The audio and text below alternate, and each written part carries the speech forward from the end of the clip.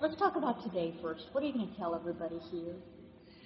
I'm being asked to just tell my story today. There's just a lot on the program, so I'm just being asked to tell briefly my story to give an example of why it's important to have an advocacy center. What happens to a life when there's no prevention, intervention, no therapy, no healing? What happens to that child?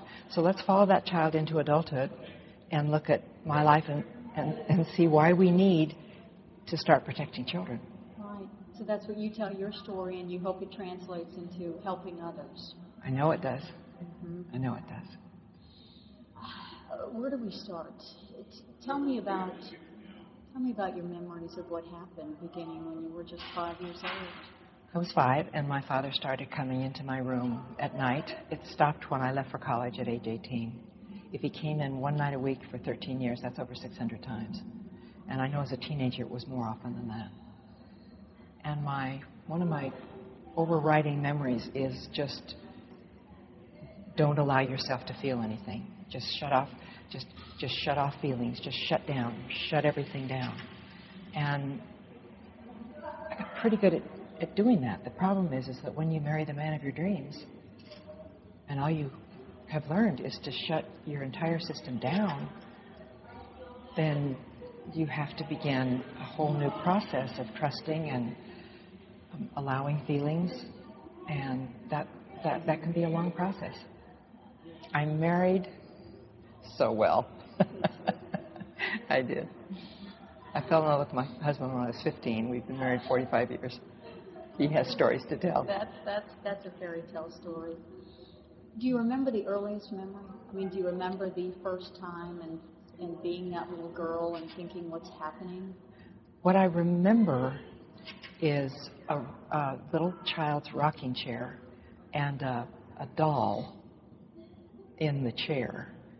What I remember is the shame I had that the doll could see what was happening. That's what I remember. And I hated dolls. I've always hated dolls. I never had a doll. I didn't know why. And then all of a sudden I remembered the doll in the chair, and she was watching. And I was just so ashamed. And you never thought about in all those years telling anybody? There was no one to tell. There was no one to tell. I told my mother when I was 48, a year after my father had died, in gut-wrenching, heaving sobs. And she looked at me and she said, "I don't believe you. It's in your fantasy." If my mother wasn't going to believe a 48-year-old successful adult with my father dead, what chance was I going to have as a child? She lived to 88. I turned to her many times during we call it the recovery process in my late 40s. She was never able to say the words I needed to hear. She said to me, we almost never spoke of it, and it was in the newspaper on a regular basis.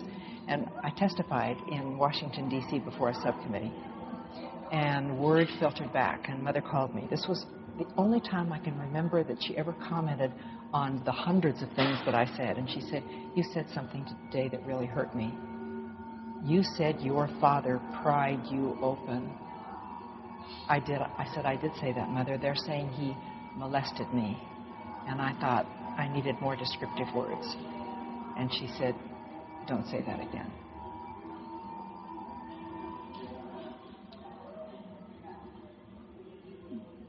Gosh, it's hard to fathom that you were able to become the person you were. I mean, a Miss America. When we look at Miss America, we think, like, there's a young woman who has everything. Which is one of the reasons I do what I do. Many of us who are repeatedly raped hide in shame and become drug addicts and alcoholics and do nothing with our lives. And there are others of us who have to excel and be perfect to balance how we really feel about ourselves. And it is exhausting to try to be perfect. It's just an exhausting way. I had to be the best at everything I did. It's an exhausting way to live. And that didn't stop until I was 53. When my story became public, and everybody knew, cover of People magazine, I didn't have to be perfect anymore. And I'm going, oh, okay. Now everybody knows the worst thing that anybody can know about me, so I don't have to do this anymore. I just don't have to do it anymore. It was very freeing. I didn't think it was going to be freeing, but it was very freeing. People still spoke to me. People still admired me. That was unfathomable to me. How could anybody know? Larry, I fell in love with Larry when I was 15. And I kissed him goodnight at the door when I was 15 and 16 and 17 and 18. And when I had to tell him, and I could almost see his mind, because I was a perfect teenager. I could see his mind going back to kissing me at the door, and all of a sudden thinking she was going through the door down the hall to her father. And I just thought he will never, ever, ever want to see me again. And he just put his arms around me and he said, I understand everything now. He just is the most kind, loving. I told him when I was 24, finally. And he has never once said to me, why didn't you stop him? You can't as a child. You're patterned. And I'd say to Larry, I was 18. I was 130 pounds. He'd say, you were patterned as a child. There's nothing you could have done. So he didn't ever blame me or shame me. He just tells me how absolutely wonderful I am. He's a very special man. Yes, he is.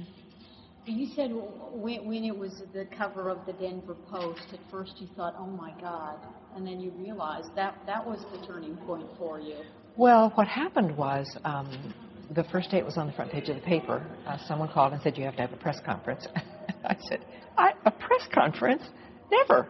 They'll call your mother and your sisters. What time is the press conference? And as I began walking in public, I had women in a mall waiting for me. I would walk out of, I went to quickly buy something for my daughter, and I don't walk, I run. I'm running out, and I see this woman standing there. I know exactly.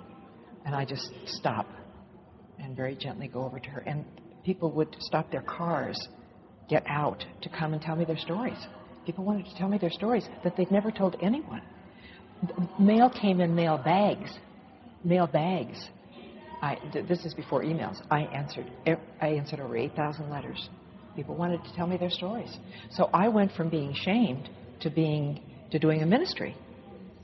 And I was in therapy 4 days a week. I called my psychiatrist and said, I'm done. Bye-bye. I don't have time for you. I've got all these people. And instead of turning inward, I began what you could call a ministry. It's just being there for people. Now it's emails. I've answered tens of thousands of emails. I have one of the most important person in America's wife who is in Washington, D.C., and who just starts emailing, hello, Marilyn, I just need to tell you my story, and just starts right in, and we just email back and forth as if we've known each other, and it's very serious emails back and forth. She knows she can trust me, and she wants to tell me things she can't tell anybody else. That's a privilege. This is someone who isn't ready to tell it to the world? Yes, most of us are never ready to tell it. Never ready to tell the world. Maybe a spouse, maybe a therapist, but the world? No, the world doesn't want to hear it. The world doesn't.